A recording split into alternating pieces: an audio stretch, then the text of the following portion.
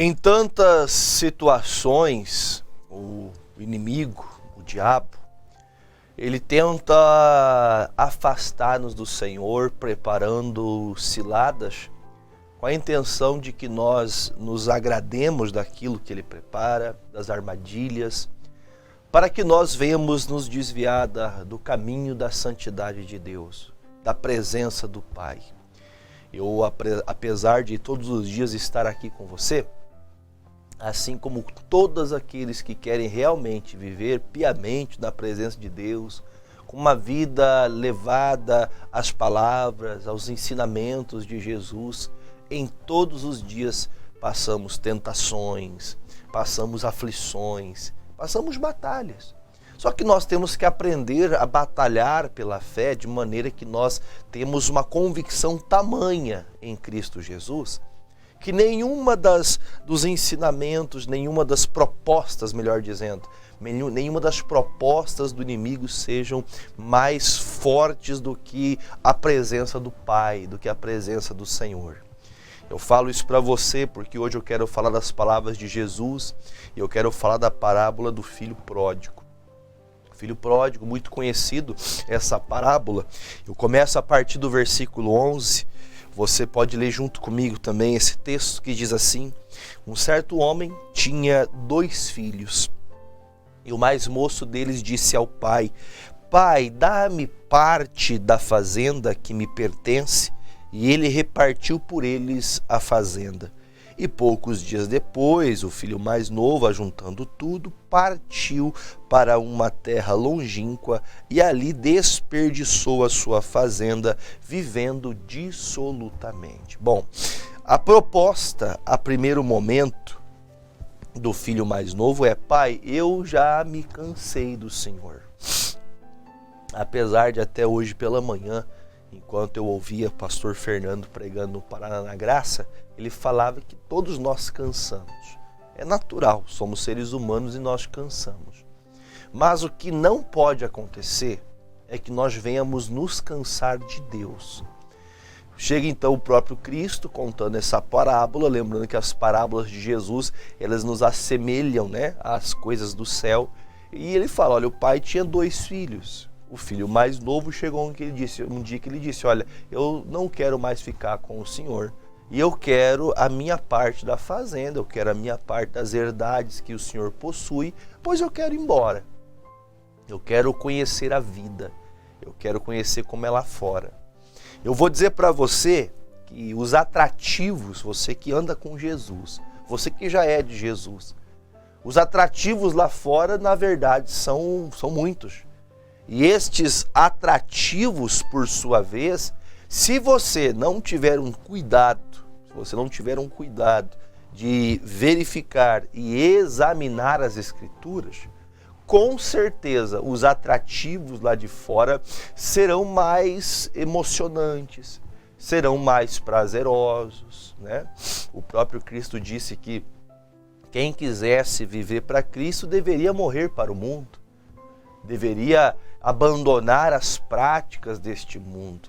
Embora você saiba que a Bíblia nos ensina que a casa dele é chamada casa de oração, casa onde nós ouvimos a palavra, onde ouvimos o recado de Deus, onde nos curvamos, onde oramos, onde aplicamos o nosso coração em conhecer a Cristo. É a casa de oração que o Senhor nos ensinou. Porém, infelizmente, existem muitas dessas casas que deveriam ser casa de oração, que elas só promovem atrativos. Elas só promovem coisas que elas chamam a atenção das pessoas. E nós não fomos chamados com a intenção de chamar a atenção a atrativos mundanos. Por exemplo, algumas pessoas, eu já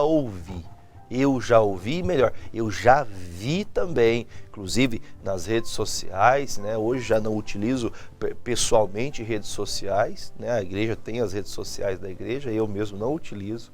Mas eu já vi, por exemplo, encartes, convites, assim, postagens dizendo, vem novinha. E isso uma postagem de uma igreja. Uma postagem que poderia com certeza dizer que era um baile funk.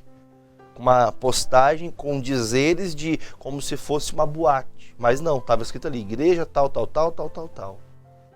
Aí eu pergunto para você, os atrativos estavam outrora lá fora, longe da igreja, longe das coisas da palavra de Deus. Hoje as pessoas estão usando a palavra, inclusive o ambiente da igreja, para promover os atrativos lá de fora. Lá de fora, onde lá estão as pessoas que não querem saber de Jesus, ela vai para o bar, ela vai para a balada. A pessoa que não quer Jesus, ela vive naquela vida. Agora, embora nós estejamos lendo esse texto, sabendo que o filho está procurando os atrativos lá fora, pensando nos dias atuais, nós vemos que, infelizmente, os atrativos estão começando a ser aplicados até mesmo dentro das igrejas. Então, imagine no seu coração que você, nos dias atuais, você vai encontrar todo tipo de ambiente, inclusive pensando em igreja. Que eu até uso uma expressão, né? Não vou nem falar para você não se sentir machucado, mas é um local que eu digo para você que Deus ali, ele não se manifesta com o seu poder, porque as pessoas, elas estão buscando os atrativos do mundo. Ela só não está fazendo como o filho pródigo saindo de casa, mas ela traz o mundo para dentro da igreja. Então você vai ver essas coisas acontecendo. Elas estão procurando encher o coração dos atrativos do mundo, tentando colocar um ambiente, né? Trazer o ambiente lá de fora para dentro da igreja, para ver se as pessoas deixam de procurar lá fora e começam a procurar na igreja. Mas pastor, isso é uma coisa boa? Os jovens vão ficar na igreja, as pessoas vão querer ficar na igreja, mas aí eu digo para você, que diferença a igreja tem do mundo? Que diferença há? Sendo que o pai disse, olha filho, você quer a sua parte? Eu lhe dou. Eu deixo muito claro quando falo sobre essa parábola, e quando tenho a oportunidade de falar sobre ela, eu deixo claro, o pai, ele não proíbe você de fazer nada. Dia desse, me perguntaram, se vez ou outra alguém me pergunta, pastor, na igreja do senhor pode isso? Na igreja do senhor pode aquilo? Na igreja de vocês pode aquilo? Pastor, pode fazer assim na sua igreja? Eu disse assim, você pode fazer tudo isso que você está falando. Na igreja, fora, onde você quiser. Você faz o que você quer. Ninguém é proibido de fazer nada. Ninguém.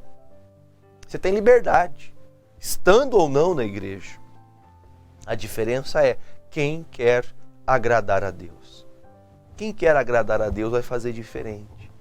A Bíblia fala em Hebreus 11, versículo 6, sem fé é impossível agradar a Deus. Aí você fala, pastor, eu sou uma pessoa de fé, então estou agradando a Deus. A pessoa de fé, ela só pode dizer que tem fé se ela aprendeu pela palavra. Como diz Romanos 10, 17, de sorte que a fé é pelo ouvir e ouvir da palavra de Deus. Você vai crescendo, você vai melhorando os seus caminhos ao passar do tempo, de fé em fé, e você vai começando a compreender as coisas de Deus. Eu me lembro que alguns anos atrás, havia-se até algumas ondas, né, de alguns tipos de práticas, por exemplo, quando acontece em junho, aquelas festas, você vai procurar, por exemplo, por que começou tal festa. Você vai ver que aquela festa começou com uma festa pagã, para adorar uma pessoa, para adorar um ser humano, e outras coisas mais. Você vê, por exemplo, no Brasil, conhecido como o país do carnaval, o país da festa. Você vê quantas igrejas fazendo o carnaval gospel. Em outros momentos você via falar que as igrejas retiravam os jovens para um campo, né, fazer um retiro, né, de jovens, retiro da igreja, para que esse dia a gente nem sequer pensasse que ele existisse. Só que não. Infelizmente estão trazendo isso para dentro. Ao invés de procurar lá fora, você está vendo igrejas promovendo isso. Agora, embora saibamos disso, o pai, quando o filho pede, eu quero a minha parte, ele fala, filho, eu não vou negar. Tudo que você quer fazer, é direito seu. Só que as consequências também são suas. Aí diz o versículo de número 14, e havendo ele gastado, ou seja, tudo que você tem hoje, Eu até quero dizer porque tudo que o pai está lhe dando, quando eu falo pai agora, vamos pensar no nosso Senhor. Ele está falando de um pai que tem 2 filhos. Mas toda a fé, toda a palavra, toda a saúde, todos os ensinamentos, chega uma hora que vai gastar. Porque você vai vivendo com Deus, você vai adquirindo fé, você vai ficando reforçado espiritualmente. Só que à medida que você vai se afastando, vivendo dissolutamente, vivendo sem pensar nas palavras de Deus, sem você valorizar as coisas de Deus, chega uma hora que tudo aquilo que você ganhou vai se gastando. O tempo vai deteriorando esta fé, vai deteriorando tudo que você conquistou durante muito tempo, aprendendo, se perde. Quando você decide, eu vou conhecer o mundo. Eu já tive essa tristeza dentro da igreja, como um pastor, como sempre digo, eu atendo todo tipo de pessoas. Eu já atendi jovens que tinham um ministério lindo, de louvor, ministério, né, de um obreiro, até de um pastor, que o pecado, os desejos imorais lá do mundo chamaram a atenção e eles disseram, olha, eu vou, mas eu volto. Quantos foram e não voltaram? Quantos disseram que buscariam a Deus depois que estivessem mais velhos e não buscaram porque elas foram levadas totalmente, acabou tudo que tinha de Deus. Acabou o temor, acabou a fé, acabou até as lembranças, a pessoa nem se lembra mais das orações que fazia na igreja, que ia com os pais buscar a Deus, porque a Bíblia fala, e gastou tudo, e houve naquela terra uma grande fome. Há também uma passagem na palavra que diz que havia um tempo que não havia visão manifesta nos tempos de Samuel. Não havia palavras, direcionamentos de Deus. Então toda palavra que Deus desse a um profeta era como se fosse uma pedra preciosa, de muito valor. Existem pessoas que ela tem algo de tanto valor, mas ela não reconhece. Ela não entende que isso é tão poderoso para ela se manter firme. Só que está descrito, houve fome na terra e ele então começou a padecer necessidades. Quantas pessoas estão hoje doentes, pessoas que estão, infelizmente, perderam um casamento, perderam filhos. Quando eu falo perderam filhos, é na intenção de que a tua família acabou. Tua família acabou, você está destruído aí porque você foi procurar, minha mãe dizia, sarna para se coçar. Você foi procurar sarna para se coçar, você foi fazer o que não devia ter feito. Você sabia que o diabo estava te enlaçando, mas você preferiu falar, não, eu vou conhecer o mundo, eu acho que lá fora vai dar certo e vai dar tudo bem. Quantas pessoas hoje estão sofrendo?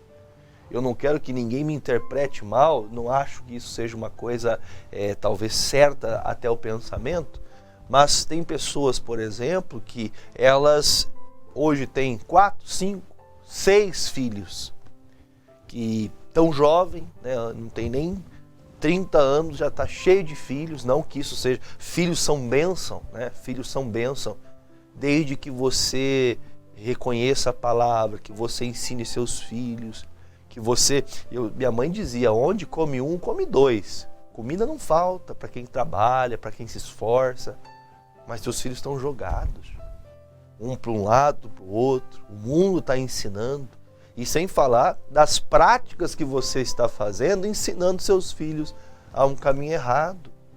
Então veja que muitas pessoas estão vivendo de uma maneira tão dissoluta, que ela chega final de semana, trabalha a semana inteira, eu só trabalho para filho, eu só trabalho para fazer as coisas em casa, eu vou curtir a vida, sai para a balada e volta com mais um filho no ventre.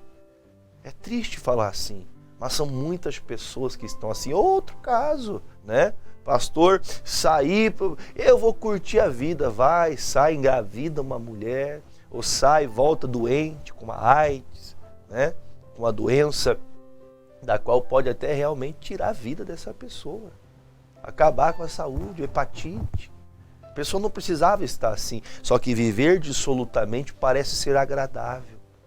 Embora tudo isso que eu estou falando para você seja algo que você conheça muito bem, você entende do que eu estou falando, você sabe exatamente cada palavra que digo, Agora, o que me preocupa é pensar que dentro da casa de Deus, algumas pessoas estão achando que é um oba-oba, que fazem o que querem, que tomam a decisão que querem, que tomam um posicionamento e ainda abrem a Bíblia.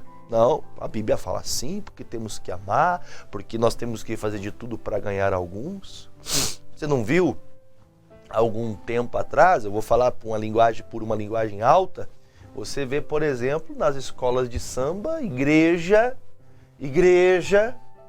vou falar de novo, uma igreja, que eu acho que, né, formando uma escola de samba. Vamos para Sapucaí, ó, dedinho, ó, né? Vamos para Sapucaí. Aí eu imagino o Senhor no céu assim, ó. Sabe aquela mãozinha do WhatsApp, assim, ó, né? Meu Deus do céu, o que esses meus filhos estão fazendo? Não sei se você vai lembrar, mas em Êxodo a Bíblia fala que quando Moisés subiu ao monte, ele passou 40 dias. E nos 40 dias que ele está no monte, a Bíblia fala que Deus fala assim: Moisés, desce correndo, mas corre, vai rolando aqui essa descida desse monte, porque lá embaixo o povo está pecando contra mim. Aí Moisés desce. Quando Moisés chega ao pé do monte, ele vê todos aqueles milhões de israelitas que saíram do Egito, todos pelados, adorando uma imagem de ouro. Quando a gente se afasta de Deus, da verdadeira fé, da verdadeira palavra, quando você se afasta do Senhor, a gente começa a cometer loucuras. Foi 40 dias para que toda uma igreja se perdesse, quando estavam sem direção. Então, uma igreja não pode ficar sem palavra, sem direção de Deus, porque senão os jovens se perdem, os idosos se perdem, as crianças se perdem, né? Nós temos ministérios na Igreja da Graça, que o missionário deu esse título, né? Criança que vence, mulher que vence, homem que vence, né?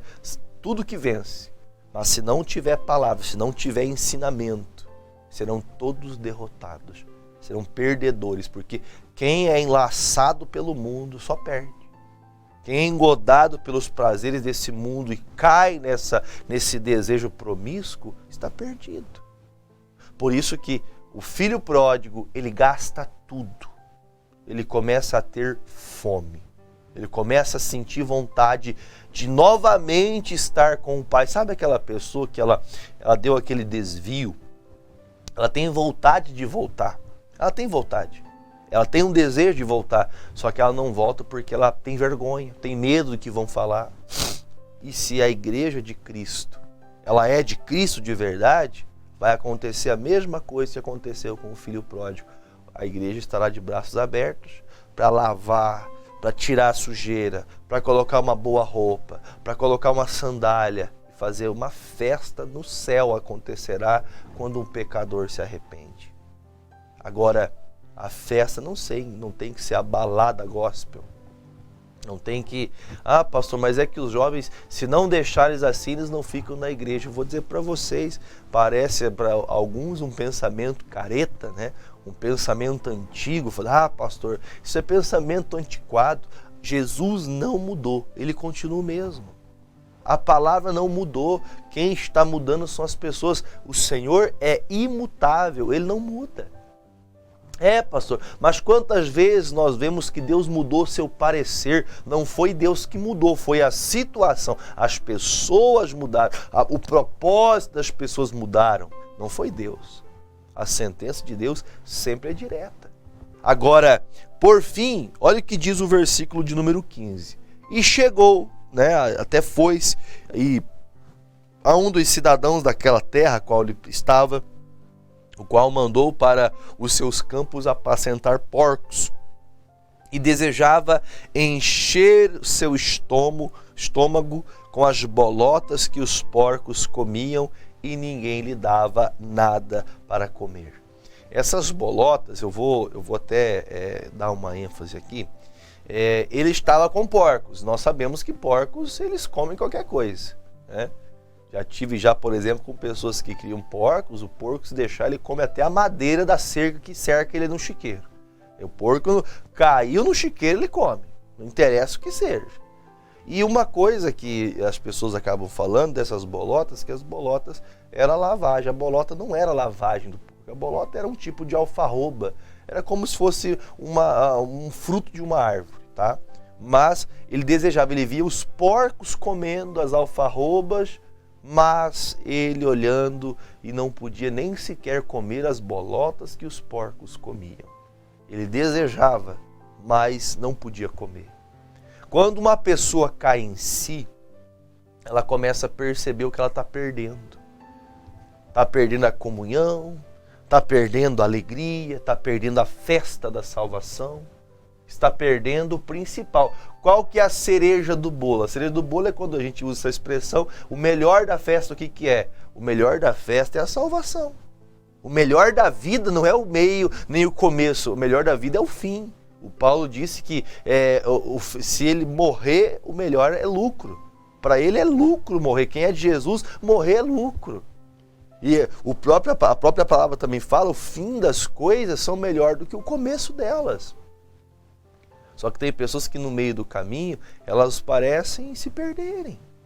Por isso agora, olha o que o filho faz. E caindo em si, disse: quantos trabalhadores de meu pai têm abundância de pão, e eu aqui pereço fome. Ele reconhece que os trabalhadores, aquelas pessoas que estão junto do pai, são honradas. Aqueles que estão junto do pai, na mesa deles tem uma fartura tremenda, da qual ele desfrutava. Mas ele mesmo, caindo em si, percebeu: lá na casa de meu pai, até os trabalhadores, os servos mais simples comem bem. E eu hoje nem comida boa eu tenho. Aliás, eu não tenho comida nenhuma, porque nem a alfarroba que comia o porco ele podia comer. Então, nós conseguimos compreender algumas coisas e notar que o mundo, ele parece desejável, agradável, parece trazer o entretenimento que vai me ajudar a afastar de mim a ansiedade, a afastar de mim a tristeza, a falsa ilusão que algumas pessoas têm de que se ela estiver no mundo, ela vai ter uma alegria no seu coração. Se ela estiver com as amizades na roda de bebida, na roda de drogas, ela vai ter alegria, vai esquecer dos problemas, né? Vai estar lá, né, cantando: eu vou beber para esquecer meus problemas. Esquece hoje, amanhã o problema é duplicado. Briga, bate, arruma confusão. Tudo porque esqueceu de Deus. Mas quando ela cai em si, quão bom é que as pessoas caiam em si. Que elas consigam ter tempo de enxergar e fazer escolha entre o que é ruim e o que é bom. Mas há muitas pessoas que elas já não conseguem nem sequer ter um senso do que é certo ou do que é errado. Aí diz a palavra: levantar-me-ei, quer dizer, quando você caiu, quem tem que se levantar é você. Não espere que Deus vá lá buscar você. Não espere isso. A parábola conta: levantar-me-ei e irei, ou seja, é uma postura de quem desviou, de quem se perdeu. Irei ter com meu pai e dir-lhe-ei. Assim ele começa a pensar, ele começa já a conjecturar: a hora que eu encontrar o pai, a hora que eu voltar a orar, a hora que eu voltar a falar com o pai, eu vou falar isso aqui, ó: Pai, eu pequei contra o céu e eu pequei perante ti. Então ele começa a entender: olha, eu preciso voltar. E quando eu voltar, eu vou falar para o pai: eu errei e eu quero o perdão de tudo que eu fiz. Eu errei diante do Senhor. Ele fala mais: e levanta, já não sou digno de ser chamado seu filho, faz-me como um dos teus trabalhadores. E levantando-se foi para seu pai, e quando ainda estava longe, viu-o, e seu pai se moveu de íntima compaixão, e correndo lançou-se ao pescoço e o beijou. Amado irmão, amada irmã, não pense que Deus vai lá buscar e tirar você desse mundo se você não desejar sair dele. O Senhor só vai lhe dar a você novamente o prazer de voltar à vida. Eu não vou mais, eu acho que aqui já é o suficiente. Aí fala o versículo de número 21, e o filho disse: pai, pequei contra o céu, perante ti, já não sou digno de ser chamado teu filho. Ou seja, ele prometeu e fez.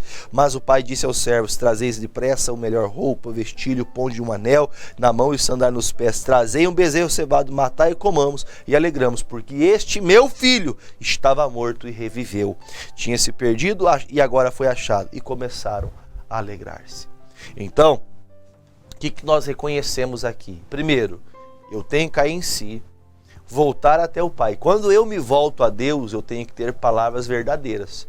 Senhor, eu sabia que estava errado, eu sabia que pequei contra ti, mas eu estou aqui arrependido. O Pai lhe abraça, lhe perdoa, e aí então ele começa a colocar, ele vai aos poucos tratando você, vai tirando de você os vícios, os desejos das amizades, das companhias, das práticas, vai sendo arrancada. Só que é aos poucos. O pai fala: põe uma roupa, põe uma sandália, põe um anel simbolizando a aliança. Agora vamos preparar uma festa, vamos preparar tudo, porque este meu filho estava morto. Então essa parábola nos ensina que aquele que se afasta perante Deus é como se estivesse morto. É como se ele tivesse, não tivesse mais a existência dele. Agora, digo para você, você não foi tão longe a ponto de que não possa voltar. Você não está. Se você está vivo, você está vivo, meu irmão? Você está viva? Você está conseguindo respirar? Você pode me ouvir? Então, há tempo para você. Não esteja enganado, nem se enganando, achando que as coisas vão melhorar, se você não se arrepender. Volte para Jesus. Ah, pastor, eu lembro aquele tempo que eu ia para a igreja, adorava a Deus e fazia tanta coisa bonita, evangelizava, orava, clamava, passava dias jejuando, buscando a Deus. Ah, pastor, eu estou num lugar hoje que eu não sinto mais a presença de Deus, eu não oro mais. Pastor, aqui inclusive onde eu estou, as pessoas dizem que nem tem cura, cura não existe, o Espírito Santo não existe, onde a palavra de Deus não é ministrada. Existe tudo que é tipo de coisa que é feita como qualquer um poderia fazer, mas a igreja de Cristo não tem sido igreja de Cristo. Volte-se para Jesus, volte-se para a palavra. Você que saiu procurando aí um caminho para poder agradar o seu coração, o próprio Cristo disse: não agrade a si mesmo. Tenha cuidado. Se você enxergou a sua vida nesta mensagem, se você se enxergou e entendeu o que é de Deus, volte, pois o Pai está de braços abertos para receber você e perdoar quando você se arrepender de todo seu coração. E eu quero orar por você que se desviou, que se perdeu e quer realmente voltar. Pegue seu copo com água, eu vou orar por quem está doente, por quem está enfermo também. Mas eu começo a oração orando por você que se perdeu, para que Deus possa agora fazer uma obra no seu coração e você tenha o prazer de voltar para Jesus. Amém? Oremos? Pai, em nome de Jesus eu me apresento a Ti. Eu peço a Deus que o Senhor venha de encontro com os corações, com as pessoas que estão agora nos ouvindo. Pessoas que estão pela TV, milhares de pessoas pela TV. Meu Deus, pessoas que nos acompanham de modo ao vivo ou que nos acompanharão nas redes sociais em algum momento desse dia ou dos próximos dias. Há muitos, ó Deus, que se desviaram. Muitos que desceram as águas. Muitos, ó Deus, que aproximaram-se do Senhor Jesus, que colocaram sua vida diante de Deus, mas o diabo as enganou, engodando seu coração com os desejos de pecados imorais, e essa pessoa se perdeu. Se deixou levar, ó Deus, pelos pecados, se deixou levar, ó Deus, pelo desejo de estar fazendo aquilo que não agrada ao Senhor. Por isso eu peço, Pai, toca o coração dessa pessoa, que ela sinta, ó Deus, alegria novamente de estar na Tua casa, de adorar Teu nome, de estar em Tua presença maravilhosa. Traga essa pessoa para perto. Se ela se sente abatida, abatido, se ela se sente excluída, Pai, que esse sentimento do inferno seja tirado do coração dela e ela tenha prazer de voltar para o aprisco, voltar a ser pastoreada. Uma boa ovelha, ela quer ser pastoreada. Jesus, ajude esta pessoa. Oro também, ó Deus, por quem está em casa, doente, enfermo, pessoas que estão passando por procedimentos cirúrgicos, pessoas que estão passando por radioterapia, quimioterapia. Jesus, toca no corpo desta pessoa, do alto da cabeça até a planta dos pés.